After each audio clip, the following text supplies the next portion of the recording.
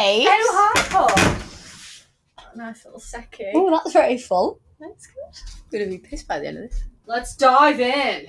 Cheers. Cheers. Happy podcasting. Happy podcasting. Hello, everyone. Welcome back to Sisters in a Hot Mess, a podcast about parenting in a climate crisis. Today's episode is all about balancing sustainability with the chaos of parenting, feeling guilty about choosing convenient over sustainability, and giving yourself a break. And excitingly, as you will see if you're watching this on YouTube, we're together. Charlie actually got some light on herself this time. And we're not in the fucking pitch black where I had to turn my lights off. So yeah, here we are in the shining light. Yes. I mean, look, I was learning, right? But I'm here with good lighting, a bit of makeup on, and no screaming children in the background. But before we get going, while I am not recording in Narm today, I'm here in Manchester with Tocky. I would still like to acknowledge the traditional owners of the land where this episode will be edited. The lands of the Wurundjeri Wurrung people of the East Kulin Nation. I pay my respects to elders past, present, and to any First Nations or Indigenous peoples listening today. I would also like to acknowledge that sovereignty was never ceded, and that First Nations people have been caring for country for centuries, and their knowledge and wisdom that's embedded in their traditional practices plays a really vital role in shaping a sustainable future that we are all working towards. So let's get into it. I'm Charlie, very hungover and jet lagged because after coming back home to Manchester to see Oasis, just in case no one's noticed, we've gone to Oasis and now it's part of my entire personality. And again, I am Tocky, mum to a 1.5-year-old, navigating crazy toddler life. And yeah, got my sissy in my house, so I'm just loving life right now, to be honest. Quick side note, and to give some truth to our name, Sisters in a Hot Mess, we were supposed to record this episode last Tuesday and then do the next episode yesterday. But I had an absolute mare with my flight, didn't I? In that it actually had the wrong middle name on my booking. So all of my time and energy last week went into that. But anyway, the gods looked down upon me favourably, and the absolute heroine at the check-in desk who gave me a nod and a wink, noticed my middle name was wrong, but got me here for undoubtedly what was the best night of my life. Sorry, Tom, marrying you was great, but this gig was insane. And also getting to see our 22-year-old brother experiencing Oasis live for the first time was absolutely amazing. And not also with me, FYI. Yeah, soz. But while this was obviously the most incredible experience of my life, there is, of course, the guilt and anxiety that comes from flying 17,000 miles for a gig. There's obviously no other band on the planet that I would do that for, and I'm going home like with a really full cup, really like sort of ready to do life, but it doesn't make me feel any better about the fact that I flew to the other side of the world for a gig. But anyway, this episode is all about those sorts of things, the importance of self-care when caring for the planet, guilt of which as parents we have enough of anyway, in terms of, parenting generally, but then emissions and taking actions that are convenient but contrary to safe climate action. And yeah, all of those tensions. Yeah, I get that. Like, guilt is a sign that you care, obviously. What I'm keen to talk about today is that turning that guilt into actions. I feel guilty making quick, convenient decisions about what to have for tea, for example. But then that often means making unsustainable choices, as we said last time. Like the last 5 days you've been here, we've decided what to have for tea each night on the day. So we go to the supermarket, we buy prepped veg, plastic packaging, just to make our lives easier so we can have a quick tea and hang out. In terms of strategies to making quick decisions and not criticising myself for not doing better environmentally. 100%. Like, it's so hard because we're in that time of life, right, where we've got small kids, we're both working full time. For me, it's winter in Australia, so daycare illness season, and it's just so often a case of getting through the weeks with everyone being fed, watered, cleaned, and still have the energy to do fun stuff at the weekend. And of course, then finding that time for yourself so that you've got energy to be a present and engaged parent. It's so hard and it's so draining. Like with everything going on in the world at the moment, that I have times where I just want to totally switch off from everything. I want to doom scroll. I want to watch crime documentaries. Like, I mean, we've watched at least 10 crime documentaries in the last 5 days since you've been here. I know, it's because I can't get any of the good ones, the good English ones in Australia. It's true. I'm sure there's some saying about people who watch true crime to relax. I mean, it is pretty fucking weird when you think about it. Anyway, we're heading off topic, but it's so true that like self-care is so important when caring for little humans as well as the planet. And as I mentioned before, I'm going home tomorrow with a very full cup. I cannot wait to see Tom and Lenny and Dylan, and I'm ready to get back to work and back to my studies. Obviously, you know, I had quite bad postnatal depression and anxiety, so part of managing that means like taking the time to care for myself. That's really important, along with plenty of prescription medication and therapy, of course. But this is obviously an extreme example of self-care coming to Manchester. I actually Googled the emissions of my flight, which are, for the round trip, approximately 7.1 tons of carbon dioxide. I mean, I don't really think that means much to me. Like, honestly, 7, is that a lot of something? I know. And that's like part of the problem, right? Like communication of some of these things, it's so abstract and it's easy just to brush it off and think, oh, 7, that doesn't even seem that bad. But more on some science communication in another episode.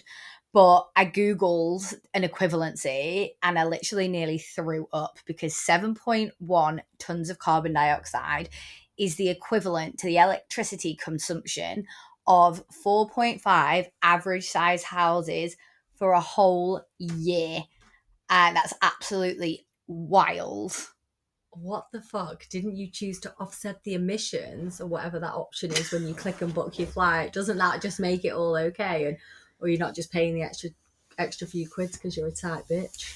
That's a really good question, actually, about sort of offsetting and like ticking those boxes to make you feel like, okay, so I've done that, so now it's fine. But the answer is basically no. What do you mean? Why? I always tick the box. Well, I mean, let's not spoil the content for our greenwashing misinformation episode, which we'll do in a couple of weeks. Like and subscribe to make sure you hear that one. You're a dickhead. Like and subscribe. Yeah, I know, but I think we currently only have one subscriber, right? Shout out to Dodd. Thanks, Dodge. We love you. But the whole offsetting emissions thing is such a minefield. And even as someone who works in this area, studies in this area, it can be confusing. And there is a place for offsetting emissions, but you know, there are these really sort of important principles around it. And airlines are actually constantly in trouble for like misleading and deceptive conduct around their use of offsets as a mean to counterbalance emissions and making consumers feel like that if they click that little button, pay a few quid, they can fly guilt free. All right. Well, I don't fully understand what we're talking about. As I've mentioned, you need to speak to me as the layman, but this again is just another thing to add to the bloody list of things to feel bad about for me, I feel like. Yeah. I mean, that's a lot. Yeah, let's get into it. Let's talk about guilt. We've got parental guilt, climate guilt, all of the things together, like the guilt of giving your kid a pouch of yogurt because it's easy and then you get 5 minutes peace. I literally give Evie a yogurt pouch every day. What do you even mean? Well, sorry to break this to you, but what happens when she finishes them? You throw the packet in the bin. Yeah. Every time. So? They're single use, right? And I actually tried to find some data on how many yogurt pouches were sold on a weekly basis in the UK. I couldn't find anything specific because, you know, boring stuff like the data is combined with other snacks and it's often like proprietary to the sellers. But yeah, they're really bad because they're single use. This is fucking ridiculous. I hadn't even actually thought about that. And literally, I give Edie pouches. Zach did his leggings. She was on pouches for a little bit. Like, they're so easy and convenient. And I thought, yeah, that's just good. Yeah, for sure. I give them to the twins if we're out and about and they're hungry, or and I haven't brought enough snacks, or if they're on special, I buy some to have in the fridge. And I do it, and as I give it to them, I feel so guilty, and I think about them, how bad they are for the environment in terms of going to landfill, microplastics. But some days, the convenience of stuff like that outweighs it. Every parent is doing this and giving yogurts every bloody day. What's our alternative? Buy a pot of yogurt, put it in a bowl, and try and feed Edie out the bowl while I'm out. Well, so I think a good place to start whenever thinking about this stuff, right, is always reducing. So reduce the amount you use them. And remember, the whole point of this, and for everything, right, is progress, not perfection. So you can buy those reusable pouches. So you can get a big pot at home and fill up the reusable pouches and give her a bowl if you want to. But if you can't deal with the mess, which really who can, then you could give her something else, another snack, think of some stuff, and we'll have a think about that and put some good resources. This does remind me, as we've had a question, let me get it up, from one of our listeners. Was it Dodd? It was Dodd. Thanks, Dodd, for being our true fan. So he basically messaged to say, like, recycling, he's made a really good point about recycling, and that basically it's a bit of a scam. This article that he sent me that we both looked at, and saying that it's tricked you into thinking if you chuck your plastic water bottle into a recycling bin, then that's fine. But actually recycling plastic is really fucking expensive and hard. So it actually doesn't make that much of a difference. Yeah. And like, that's right. And, the plastics industry has known for a long time that chemical recycling is actually not a real solution to plastic waste. What the fuck are our options? It's the reusing and reducing. So just like we mentioned with the yogurt thing, trying to find ways to reduce or reuse. And so with water, like using a reusable water bottle rather than buying bottles of water, right? Or if you're cooking and you make leftovers or whatever, using that reusable wrap. Oh, so you can get like that beeswax stuff, and that's like supposed to be pretty good. Yeah, that's good, actually. And so it's just making those small but like conscious choices of if there's something that you can use to replace a single-use thing, so something that you can use over and over again, or there's a way for you to not use something in the first place. The topic of food, like trying to buy stuff from markets or using like refillable stuff, like refillable cleaning products, rather than buying stuff in a supermarket that's in plastic packaging. But obviously it can be really hard when you're in a rush or whatever, but those little things do make a difference. So it doesn't have to be every choice, right? So say you take a packed lunch to work rather than buying a sandwich or a drink or whatever, that's reducing your plastic waste there. I'm actually looking really forward to our food episode now to learn about the food system and emissions, and get involved. Just like the food we eat, the transporting, obviously the packaging. It's just stuff I don't usually tend to think about. Yeah, me too, actually. The food thing is something I think about a lot. As you know, I'm vegetarian, but Lenny and Dylan are not, because I just don't feel, or like didn't feel like I have the time or the knowledge to make sure they get all of the things they need as growing children without consuming animal products. And especially with meat, right? I know that there are plenty of kids that are brought up vegetarian, so it's possible, but I just worry about it from a time convenience point, that I haven't had the opportunity to feed out, to work out what to feed them. They only have probably like 2 to 3 meat meals per week, and try to make those like white meat, chicken or fish. But like all toddlers, they love a bolognese and it's easy to make. So if we've not had time, we whack that on and then put some in the freezer.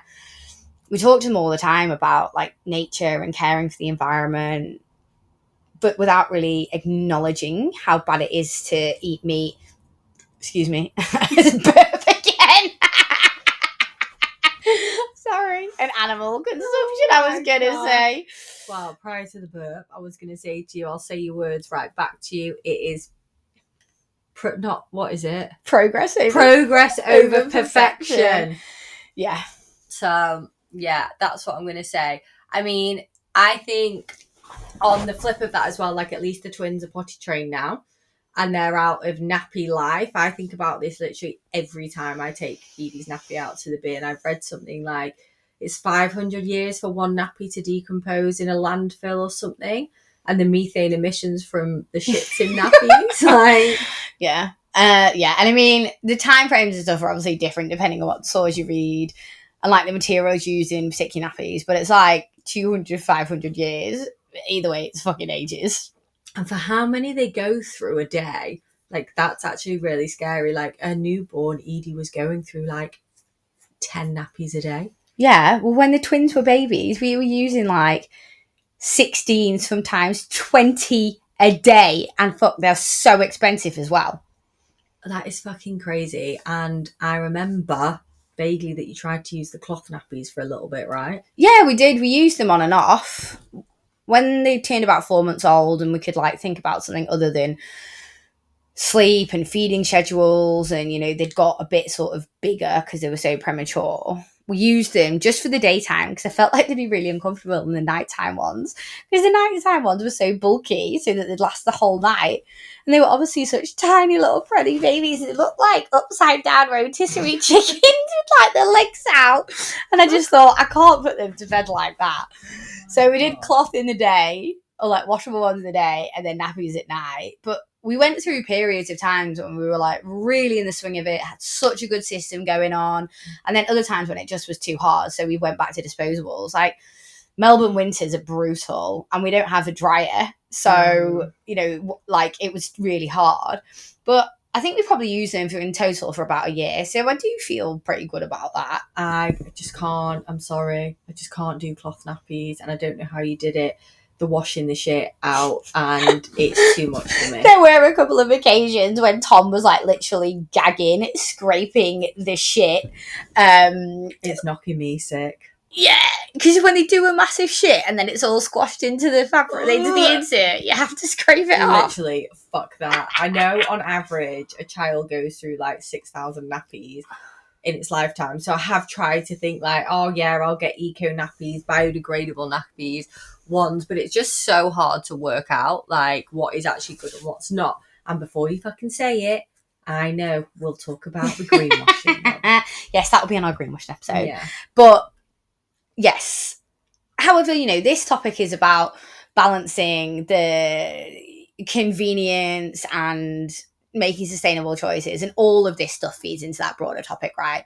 I guess it's about understanding what makes a nappy eco-friendly or biodegradable, and basically it's all about the materials that it's used to make, and also how it will break down in the conditions it's in. So like the absorbent core in eco nappies is made from natural materials like wood pulp or bamboo fibers rather than plastic derived materials, and there's very different, so that makes it very different as to how it will break down, but it all depends on it being in like perfect composting conditions. Whereas when they're actually in landfill, those landfills are specifically designed to make sure that rubbish doesn't degrade too quickly. So even if you put a biodegradable nappy in the general waste, it ends up in conditions in landfill that actually hinder its ability to degrade quickly. And also like the plastic bits, like the tabs and the outer layer, are plastic anyway, so they're just the same as nappies really for the most part. And if you use nappy bags, that adds just another layer that has to degrade, and there's no oxygen in that nappy which it needs to compost, so really it can make an eco nappy just as long to decompose.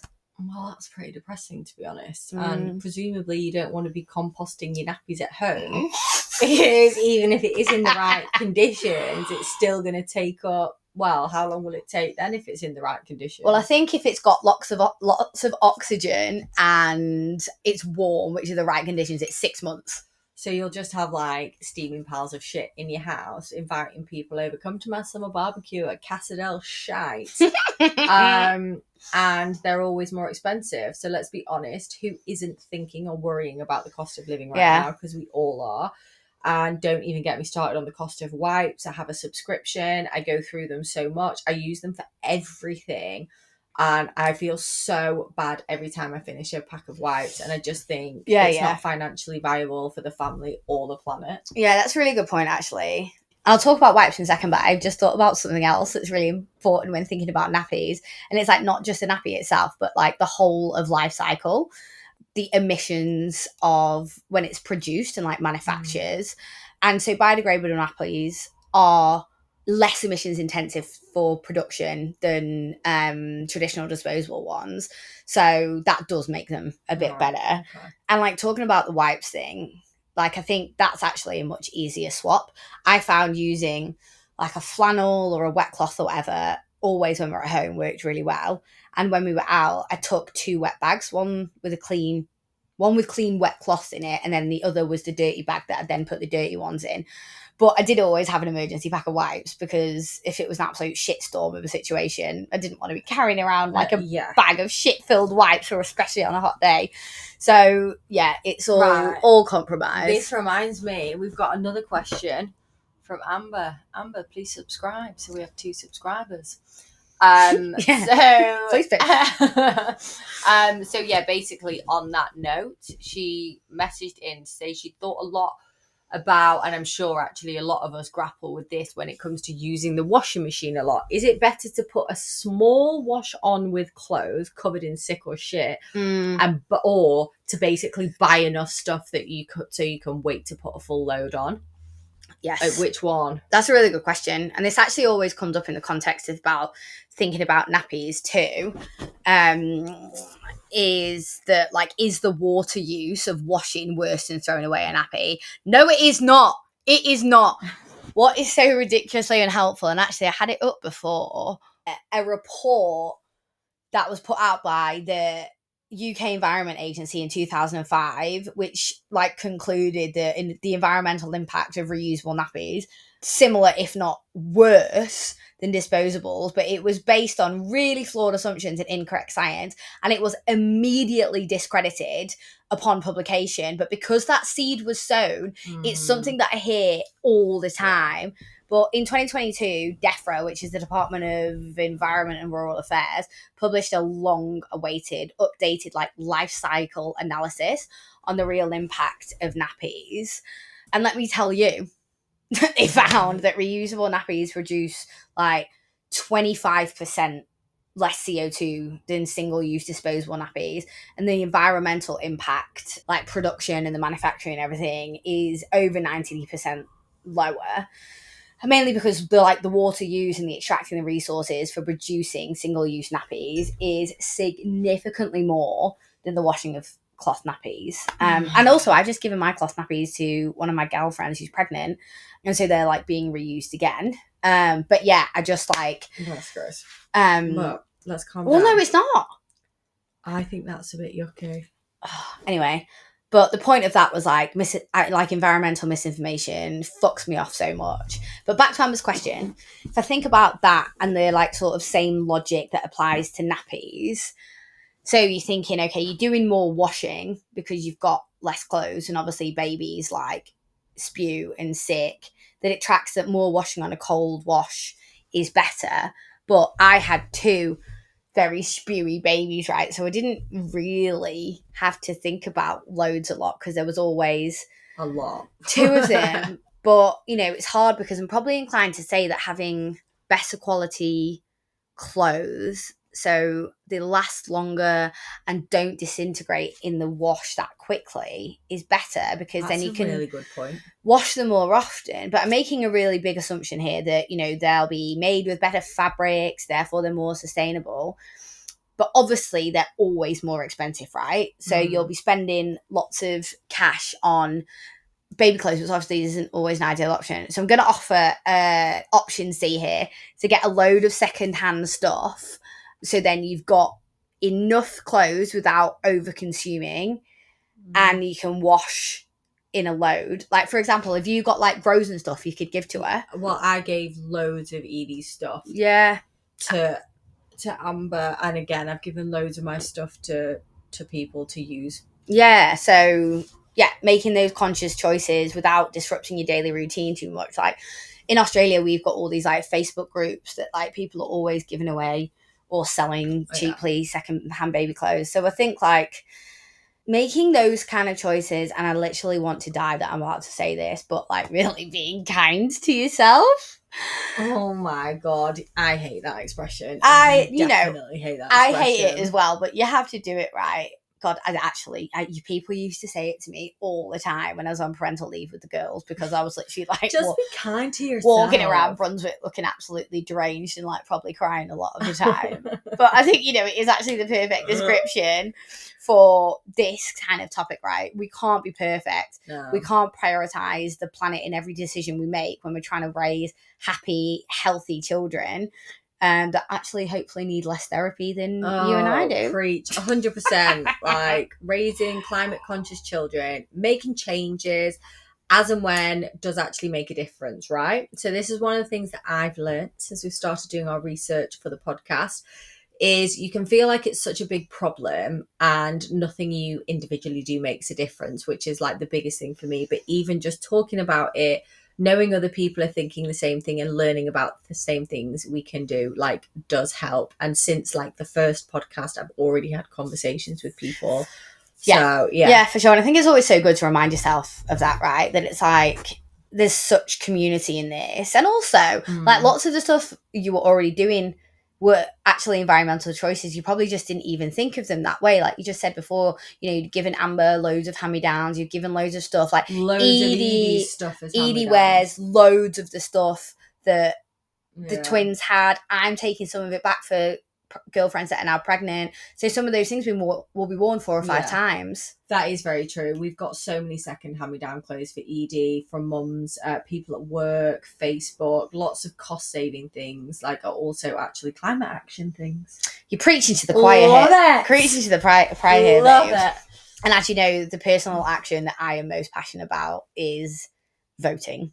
Yeah, I mean, I do agree with you on this now. Like, I didn't really engage with politics ever beforehand and had the mindset that all politicians are the same, and I couldn't really be arsed with it, to be honest. But now I do understand how important it is having people in power that have strong environmental mandates and whatever issues you are about. Like, so yeah, I do feel it.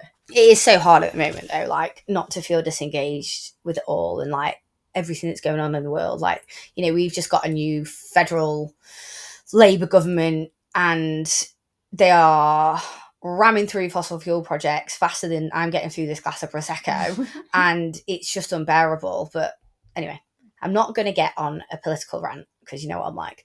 And let's end on a positive note and some hot tips. So I think the antidote to lots of those things is community, right?